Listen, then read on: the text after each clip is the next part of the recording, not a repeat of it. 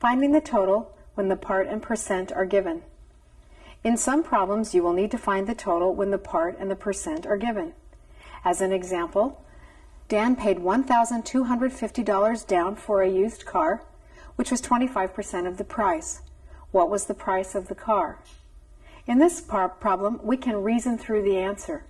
We know that if he paid 25% down, that's the same as paying a quarter down, so he's paid 1/4 of the price. If he's paid 1/4 of the price must be 4 times as much as $1,250. That would mean he paid $5,000 for the car. Now what we want to do is see if we can support this mathematically. We want to know the total price of the car. So when we go back to the percentage circle, we'll want to cover up the total.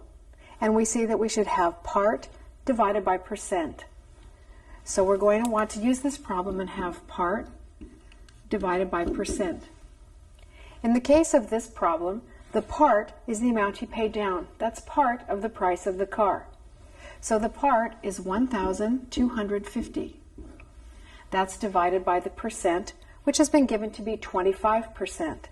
So when we're dividing by percent, we're dividing by 25%. One way to do this problem is decimally. We know that 25% is the same as 0.25, so 1,250 over 0.25 is exactly the same as 1,250 divided by 25%. If we divide this problem out, we have 0.25 into 1,250. We know that we have to move the decimals in the divisor, and we'll move them 2 places. If I move the decimal 2 places in the divisor, I have to do so in the dividend as well.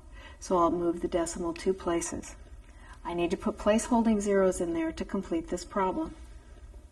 When I do the division, 25 does not go into 1, nor does it go into 12, but it does go into 125 5 times. I'm being careful now to line my answer up with the dividend. 5 times 5 is 25, 5 times 2 is 10, plus 2 is 12, and when I subtract, I get 0.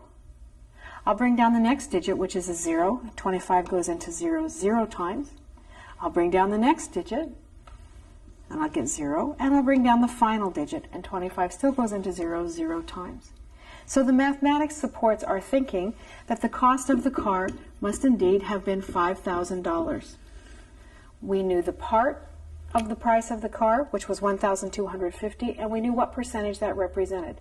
So by covering the total and taking the part divided by the percent, we found that the price of the car was $5,000. We're lucky to have a couple of choices on how to do this problem. Perhaps you don't like doing decimals and you would rather do this problem with a fraction. That's a simple enough change to make. Let's go back to our original problem. We had part over percent, which was 1,250 over 25%. So let's start at that point, 1,250 over 25%. I know that this means 1,250 divided by 25%. I also know that 25% is the same as 1/4. So 1,250 divided by 25% is the same as 1,250 divided by 1/4. I know when I'm dividing by a fraction, I need to invert the fraction and multiply. So this is equal to 1,250 over 1, I want everything to be a fraction, times 4 over 1. This answer gives me 1,250 times 4, which is 5,000 over 1. When I look at this number, I realize I've gotten the same answer of $5,000 in both cases. My intuition told me it should be $5,000, and 2 forms of the mathematics support that answer. You can choose the method which seems to work best for you.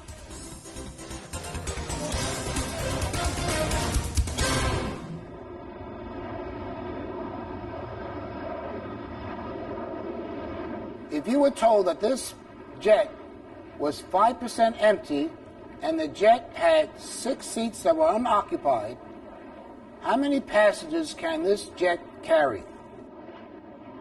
Let's do the math. The jet is 5% empty and has 6 seats left to be occupied.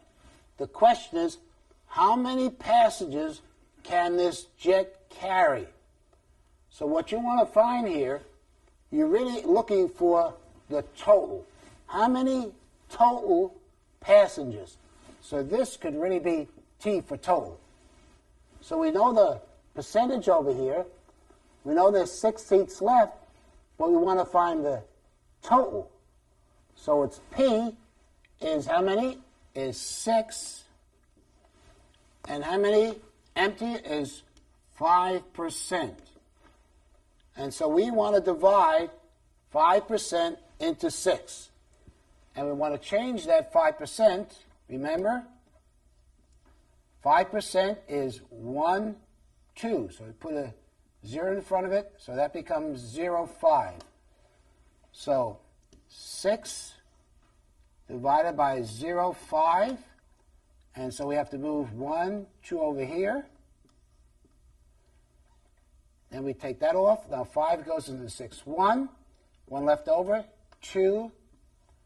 And so that jet can carry 120 passengers. Simply by putting in the part, remember we want to find the total. The part is the P divided by the percentage. And make sure that you don't make 5% as 0.5. Remember, that is not 5, that is 50%. That's what that is, or 1/2. It's 5%. It's 0.05 when you do the division.